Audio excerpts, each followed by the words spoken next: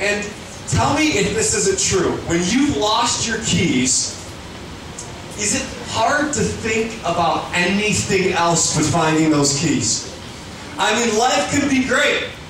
You could have just, that one girl you've been looking at for a really long time might have just sent you a little text message. I mean, you might have just gotten a new level on that farm on Facebook. I mean, things could have been going good. Things could have been like off the charts good. But if you can't find those keys, you're not thinking about anything else but those keys. Because if you don't have those keys, you can't get in the car and get mobile.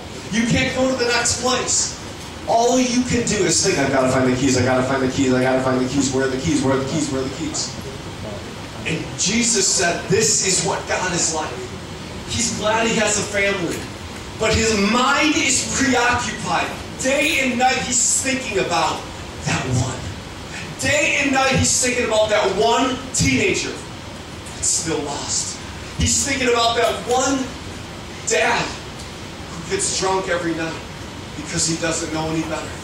He's thinking about that one mother who's depressed. He's thinking about that one child that doesn't have food, that doesn't have a knowledge of God. What I believe tonight is all around us, there's that one. And unless we recognize that it is our responsibility to find that one might forever be lost.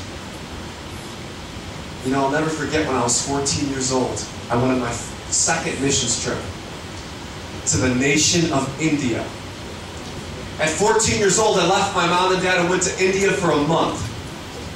How many 14-year-olds do we have here? Wave at me. When I was your age, I went to the city of Calcutta, the poorest city on planet Earth. While we were there in Calcutta, we took a 7-day village trip to the city of Varanasi. Now, I got to paint a picture for you on what Varanasi is like. Varanasi is considered one of the most holy cities and sacred cities on planet Earth. Running through the city is a great wide river called Ganges. And the people of India believe that the Ganges River carries a mystical, supernatural power. In fact, the people of India consider the city of Varanasi to be so sacred because the religion of Hinduism and the religion of Buddhism originated in Varanasi. Never forget getting off the train after 11 hours and stepping out into the city, and you could feel the darkness. In fact, the oppression was so strong, it was palpable, it was in the air. As I stepped out on this huge stairway that led down to the Ganges River, I'll never forget my eyes. About 100 yards in front of me, there was dozens and dozens of people going up and down, drinking the water, bathing in the water, splashing the water on their face, on their bodies, and going up and down, dipping in this river. Just 70 yards to my right, you could see both of them clearly. They were taking dead bodies, wrapping them up in linens, burning the dead bodies, and spreading the ashes across the water. I looked at my friends, and I looked at these people. I later learned that the reason that the Brahmins, the highest caste in India, would burn the bodies and spread them across the river is they believe if their ashes hit that sacred river, that they'll have a better place in the next life. Well, I stepped down the giant stairway, and I'll never forget the person that came up out of the water. He had goat's blood dripping from his forehead because he had been to a Hindu priest earlier that day. And they take the goat's blood, they smear it on the forehead of those who visit the temple. And as he came up from the water, his wrinkled, weathered face, I'll never forget his eyes as long as I live. I said, "Sir," with the translator, "why are you bathing in that water? Why are you drinking that water? Don't you know there's diseases in this river? They're burning dead bodies right here. They're spreading the ashes just 70 yards away. Why are you bathing in that water?" never forget what he said. With his innocent but blinded eyes, he said, because I must be clean. Because I must be clean. All of the human race knows that their conscience is sin-stained. They know that they are dark and hopeless. I said, sir, and I began to talk to him about salvation through Jesus Christ. I'll never forget for my entire life that one. And all of heaven is waiting for you and I to encounter that one. Because I believe if you don't touch that one may never be touched. Jesus did things a little bit different than everyone else. He went through a city called Samaria.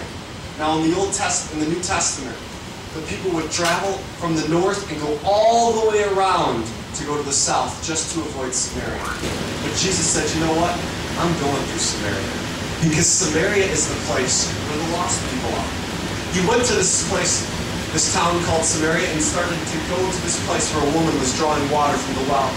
And Jesus said to the woman, could you give me a drink? And she said, what do you mean? Why are you talking to me, a woman, A, and B, a Samaritan, a pagan, a heathen? And Jesus began to read her mail and tell her everything about her life.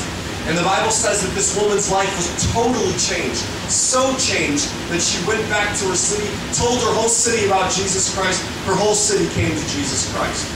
Right after that dramatic experience, the disciples walk up to Jesus and they say, Jesus, what are we going to have for lunch? And Jesus doesn't even respond to their trivial question. And he says this. He said in John 4:35, after they asked what the next lunch plans are, he said this. He said, do not say, John 4:35, do not say, 4 more months. Everyone look at that after me and repeat after me. Say, 4 more months. 4 more months. He said, do not say there are 4 more months and then the harvest. I tell you, read it with me. Open your eyes and look at the fields. Think about that. Jesus said, open your eyes, look at the fields. They are ripe for harvest. Jesus said, I wish, just for a moment, disciples, you could see the world like I see the world. I wish just for a moment you would not say, well, some other time will be the time. 4 more months. Now's not the time for that one. Would you open your eyes and see the harvest is ready?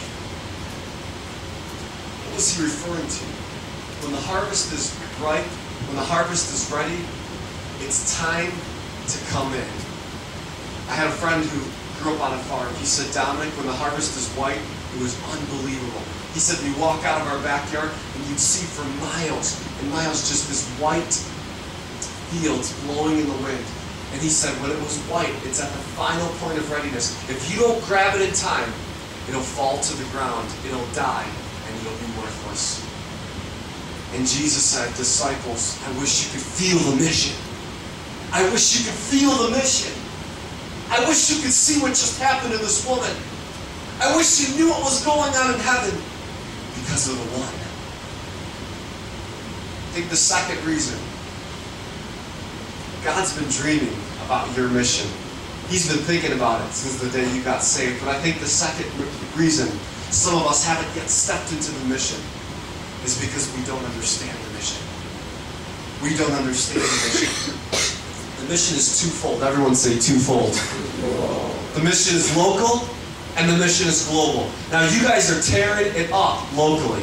I hear you guys are rocking like 500 and 600 and 700 people here. You guys just give yourselves a hand for that. That's just awesome.